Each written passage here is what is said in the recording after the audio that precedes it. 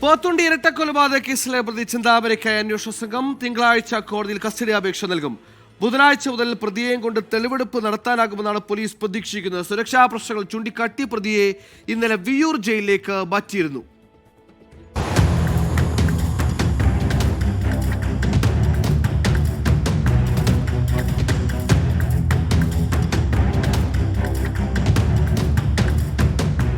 Alathur sub ജയിലിൽ പ്രവേശിപ്പിച്ച് 24 മണിക്കൂർ തികയും മുൻപാണ് ജയിൽ അധികൃതർ സുരക്ഷാ പ്രശ്നം മുൻനിർത്തി ചെന്താമരയെ ജയിൽ മാറ്റണമെന്നാവശ്യപ്പെട്ടത്.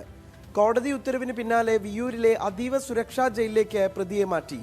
സഹ തടവുകാർക്കും ചെന്താമരയുടെ സാന്നിധ്യത്തിൽ ആശങ്കയുണ്ടായിരുന്നു. കൊലപാതക രീതി പ്രതിയെ കൊണ്ട് പുനരാവിഷ്കരിച്ചുള്ള തെളിവെടുപ്പാണ് പോലീസ് ഉദ്ദേശിക്കുന്നത്.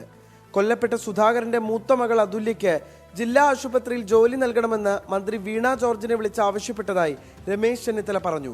ചെന്താമര അറസ്റ്റിലായപ്പോൾ പ്രതിഷേധിച്ചവർക്കെതിരെ കേസെടുത്തത് അസംബന്ധമെന്നും കേസ് റദ്ദാക്കാൻ DGPയോട് ആവശ്യപ്പെടുമെന്നും രമേശ് ചെന്നിത്തല. 2 കുഞ്ഞുങ്ങളെ അനാഥരാക്കി ഒരു കൊലപാതകി 3 പേരെ ആ വീട്ടിലുള്ളവരെ കൊന്നു. സ്വാഭാവികമായിട്ടും ജനങ്ങൾ പ്രതിഷേധിക്കില്ലേ? ഇത്രയെല്ലാം ഉണ്ടായോ അവിടെ? ഇതിൽ കൂടുതൽ സംഭവം ഉണ്ടായനേമല്ലോ. വീണ്ടും അവരുടെ പേര് കേസെടുക്കുക.